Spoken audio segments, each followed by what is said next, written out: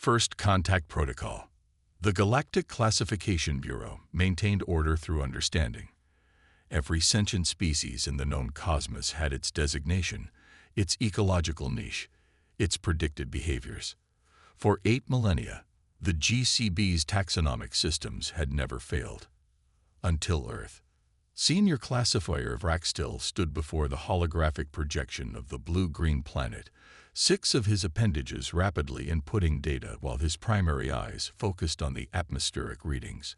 His secondary eyes scanned through the preliminary reports from the observation probes that had been monitoring this unremarkable world for the past 3 solar cycles. "Interesting," he murmured, his vocal sac pulsing with a thoughtful rhythm. Terminal Analyst Zool, please review these physiological parameters again. Zool, a methane-breathing entity with a crystalline exoskeleton, glided across the observation deck.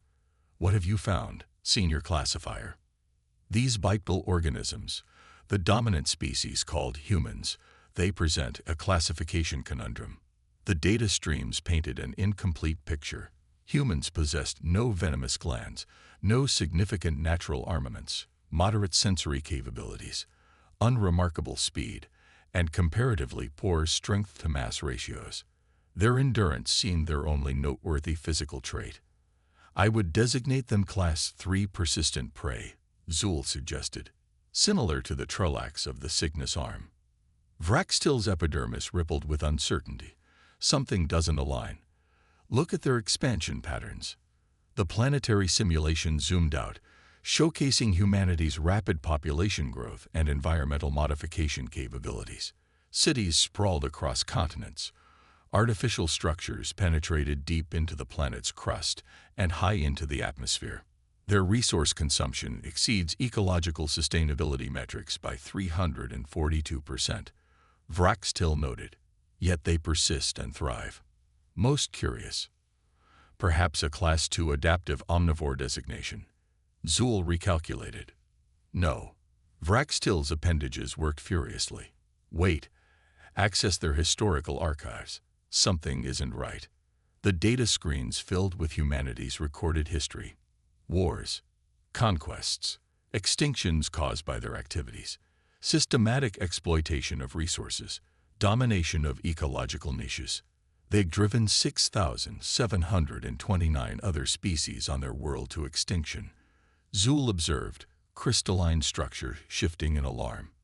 Yet they demonstrate advanced empathy metrics and complex social structures typical of cooperative prey species. Vraxtil countered. This is unprecedented.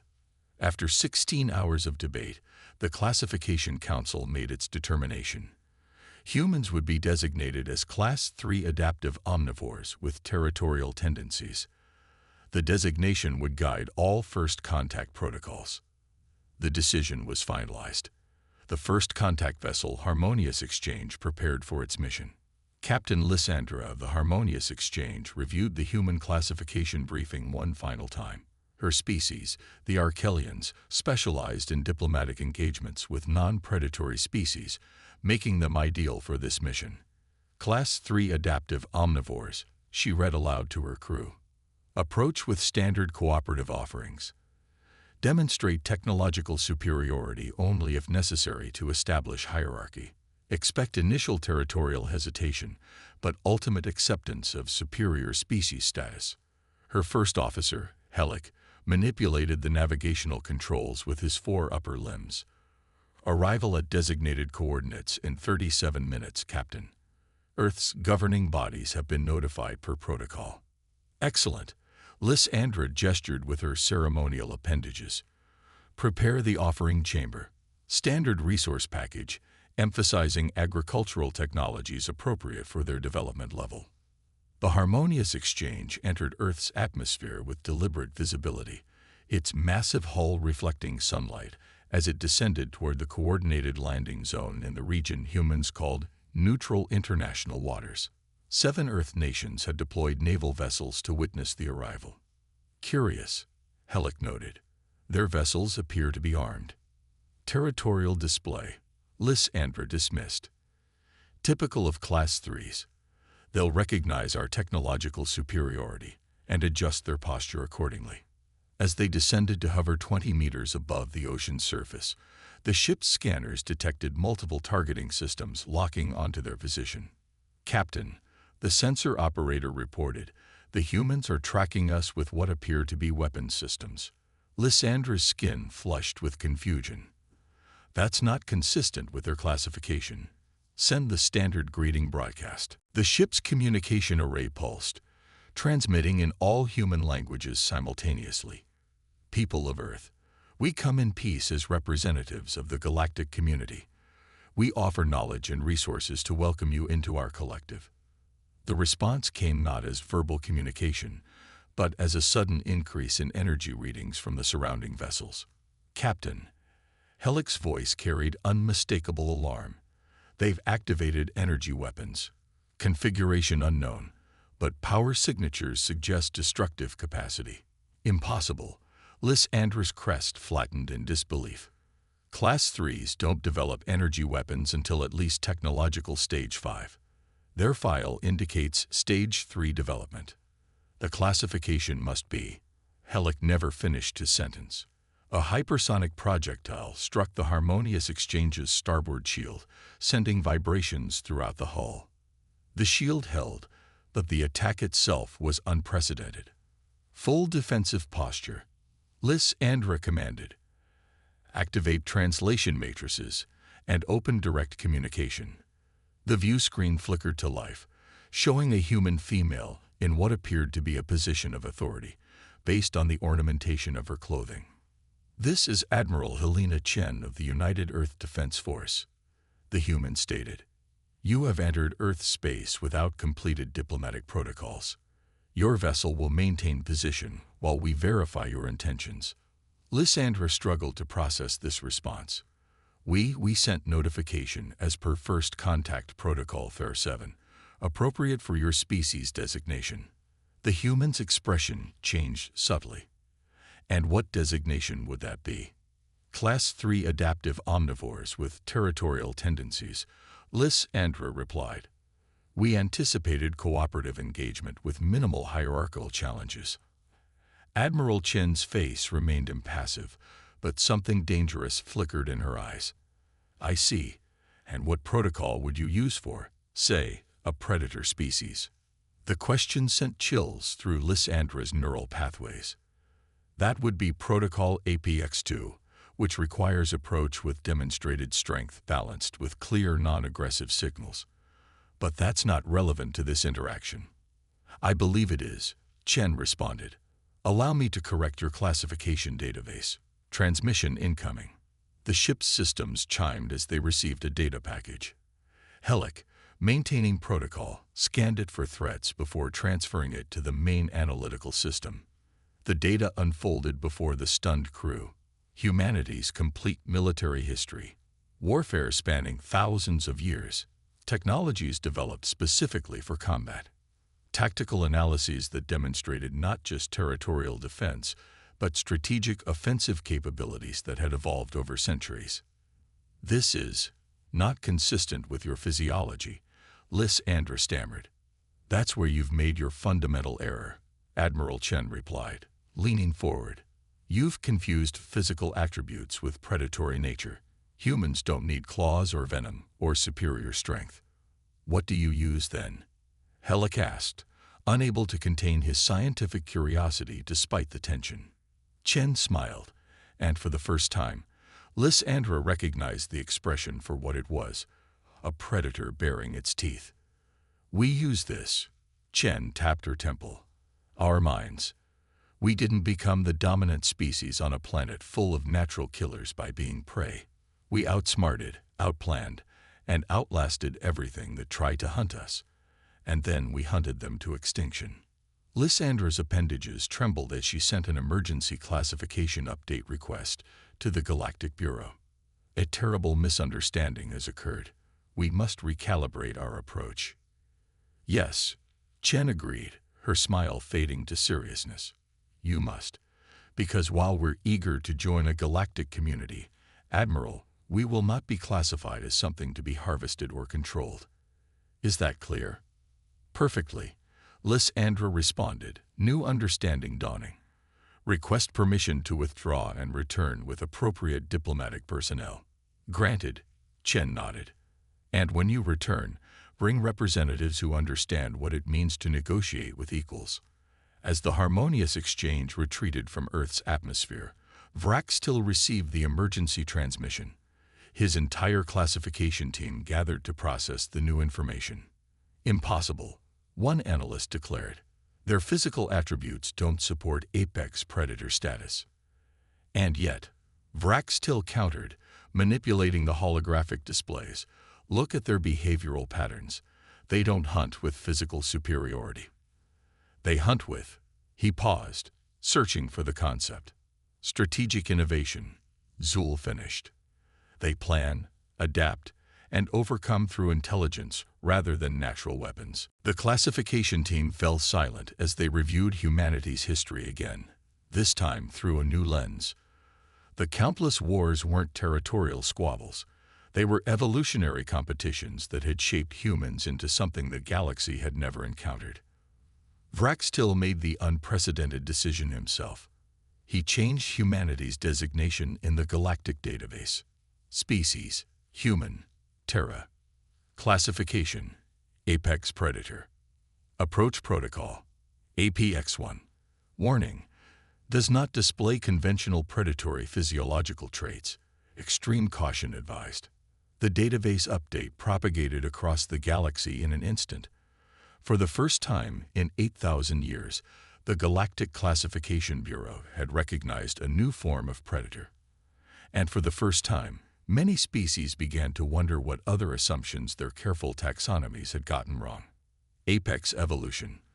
The Galactic Council Chamber had never been reconfigured for a new species with such haste.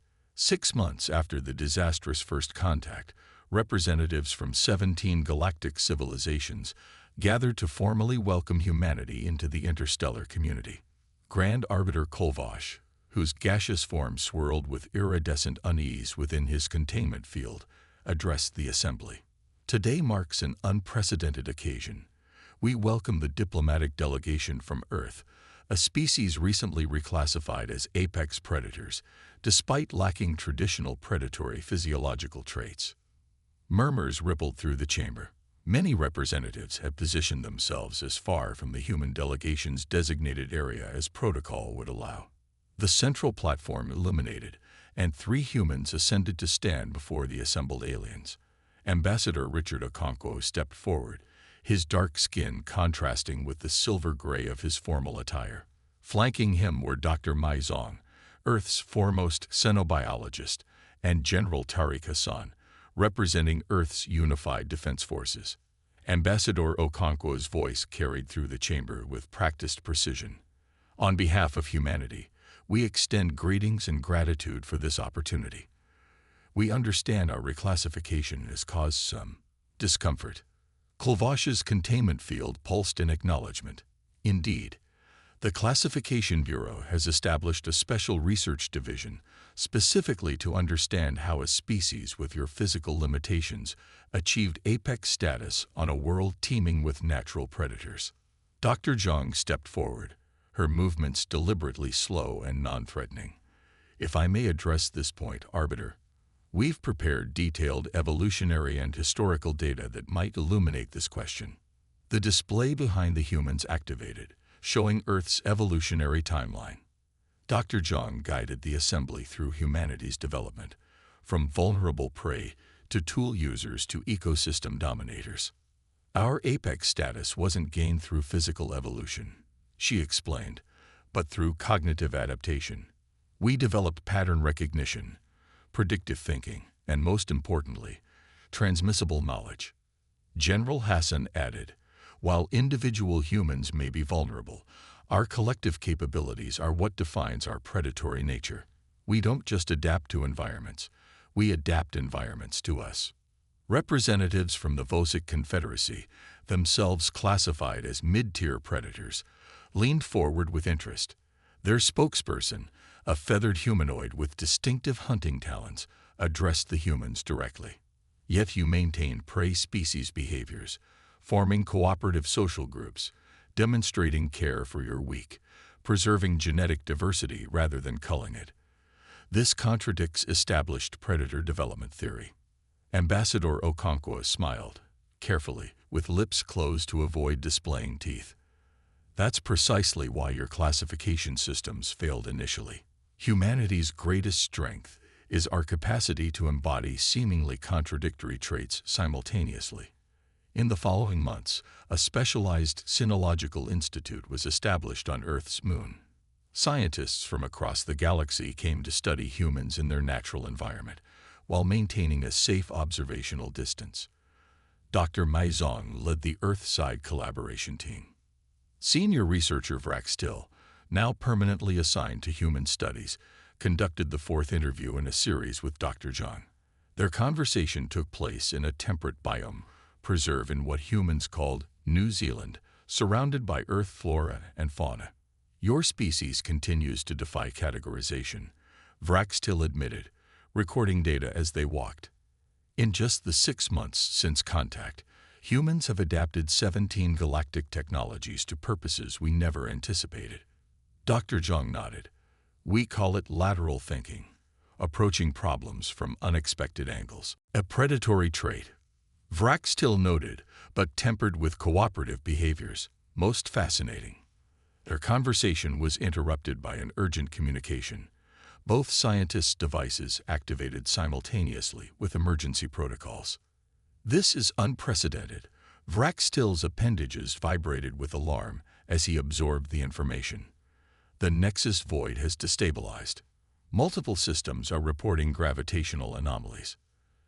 Dr. Zhang's expression grew serious as she scanned the human translation of the alert. The Nexus void. That's the spatial phenomenon connecting the Andromedan transit corridor. Yes, 17 inhabited systems will be affected within days. Billions of lives are at risk. The Council is convening an emergency session. Within hours, Earth's representatives joined the Galactic Council's crisis meeting. The situation was dire. The Nexus void's destabilization had already begun affecting planetary orbits in 2 systems, and predictive models showed cascading failures that would render entire regions uninhabitable. Grand Arbiter Kolvosh's containment field had darkened with stress. Our finest minds project no solution. The energy requirements to restabilize the void exceed our combined capabilities by orders of magnitude. The assembly fell into desperate discussions. Most predator species immediately began calculating which planets to save and which to sacrifice, a brutal but pragmatic approach to triage. The cooperative species focused on evacuation strategies, though the numbers made clear that billions would be left behind. Ambassador Okonkwo listened intently before consulting with Earth's hastily assembled crisis team via secure channel. After 20 minutes of intense discussion, he requested the floor. We believe there may be another option, he stated. The chamber fell silent. Humanity has faced extinction-level threats throughout our history, Okonkwo continued. Not on this scale, admittedly, but we've developed certain approaches to problem-solving under pressure. General Hassan took over. Your models assume conventional energy application to counteract the void's destabilization. We propose instead to use the destabilization itself as the energy source. Confused murmurs filled the chamber. The Trill Collective's hive mind representative vibrated with skepticism, using a problem to solve itself. This contradicts fundamental physics. Dr. Zhang brought up a simplified model on the central display. Not exactly. What we propose is redirecting the chaotic energy being released, like using a backdraft to extinguish a fire rather than fighting it directly. For 3 hours, Earth scientists outlined their proposal. It was radical, untested, and required technology combinations never before attempted. Most critically, it required placing devices directly inside the void, a suicide mission by all conventional assessments. Even if the approach has merit, Arbiter Kolvosh noted, deployment is impossible. No ship can survive those conditions long enough to position the stabilizers. General Hassan stepped forward. Ours can. We've been adapting your phase shift technology since we first encountered it. Our prototype vessels can withstand the void conditions for approximately 17 minutes, enough time to deploy the system. The revelation sent shockwaves through the assembly. Phase shift technology had been shared with humanity only 4 months ago, and they had already pushed its development beyond what the original inventors had achieved in centuries. That's not possible. The chief scientist of the Arkelian delegation protested. We've worked with phase shift technology for generations. You cannot have surpassed our understanding so quickly. We did, Hassan said simply. Because we had to. 3 days later, a joint mission launched toward the Nexus Void. The plan called for 7 vessels to simultaneously deploy stabilization devices at precise coordinates within the void.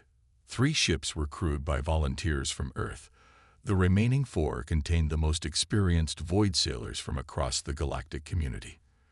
From the observation platform of the Galactic Council's Emergency Command Center, Vraxtil and Dr. Zhang monitored the mission's progress. The tension was palpable as the ships approached the violently shifting boundary of the void. By all established models, this shouldn't work, Vraxtil admitted. The energy calculations don't balance. Dr. Zhang's eyes remained fixed on the display, showing the Earth vessel's life signs. Humans have a saying, necessity is the mother of invention. When survival is at stake, we sometimes achieve the impossible. The ships entered the void. Communications immediately degraded, reduced to basic telemetry and emergency channels. One by one, the vessels reached their designated coordinates and deployed their devices. Warning alarms blared as the first non-human vessel's systems began failing under the void's intensifying conditions. Its crew evacuated to escape pods before their deployment was complete. The second followed minutes later. They can't maintain position, Vraxtil observed, his appendages trembling. The plan required all 7 points to be activated simultaneously. On the display, the human vessels showed catastrophic system failures cascading through their hulls. Yet they remained in position. They're diverting life support power to maintain station, Dr. Zhang whispered. They're sacrificing themselves to complete the mission. The final seconds counted down. Against all expectations, all 7 deployment points remained active. The stabilizers activated simultaneously, creating a cascading energy pattern that rippled through the void. For one terrible moment, the void's destabilization accelerated, exactly as the human scientists had predicted. Energy readings spiked beyond measurable levels. Then, like a wave crashing and receding, the chaos subsided. The void began to restabilize along the new matrix created by the deployed devices. The observation room erupted in celebrations, except for Dr. Zhang, whose eyes remained fixed on the life sign monitors of the Earth vessels. All 3 showed complete systems failure. No escape pods had been deployed. Vraxtil moved to her side. I don't understand. They could have retreated after deployment. Why stay? The energy wave needed to be shaped, she said quietly. They used their ships as additional stabilization points. They knew the plan had only a 26% chance of success without manual adjustment during the energy cascade. They sacrificed themselves knowingly. Vraxtil's voice carried disbelief. For species not their own. Before Dr. Zhang could respond, the emergency channel crackled to life. A weak transmission, heavily distorted. This is Captain Rivera of Earth Vessel Horizon. Request extraction. We have 6 survivors in emergency stasis. Repeat, 6 survivors. Against all probability, one vessel had maintained a minimal shelter zone through the energy cascade. As recovery ships raced toward the coordinates, Vraxtil found himself experiencing an emotion rarely felt by his species. Awe. Now I understand, he said softly. What truly makes humans apex predators? Dr. Zhang looked at him questioningly. Not your intelligence alone, nor your adaptability, Vraxtil explained. It's your capacity to defy death itself through sheer determination. You refused the inevitable. No predator in our records has ever demonstrated such willpower. 3 weeks later, The Galactic Classification Bureau formally updated humanity's designation in the archives. Species: human, Terra. Classification: apex predator. Distinguishing characteristics: cognitive predation, cooperative strategy, extreme adaptability, unprecedented determination. Threat assessment: minimal to galactic community when allied, maximum when threatened. Recommendation: alliance cultivation and cultural exchange. As Vrextil finalized the entry, he added a personal notation that would become standard procedure for all classification specialists thereafter. Never assume physiological traits determine apex status. The most dangerous predators may appear harmless until challenged. Humanity represents not just a new classification, but a reminder that evolution follows many paths to supremacy. The stars themselves may yield to a species that refuses to accept limitations. Across 17 saved systems, the beings who would have perished looked toward Earth with new understanding. They had witnessed what made humans unique in the cosmos, not their bodies, but their unbreakable will to overcome impossible odds, not just for themselves, but for others. The galaxy had encountered many predators in its long history, but never before had it met predators who would die to protect prey not their own. Perhaps that, more than anything, was what made humans the most dangerous and most valuable species in the known universe.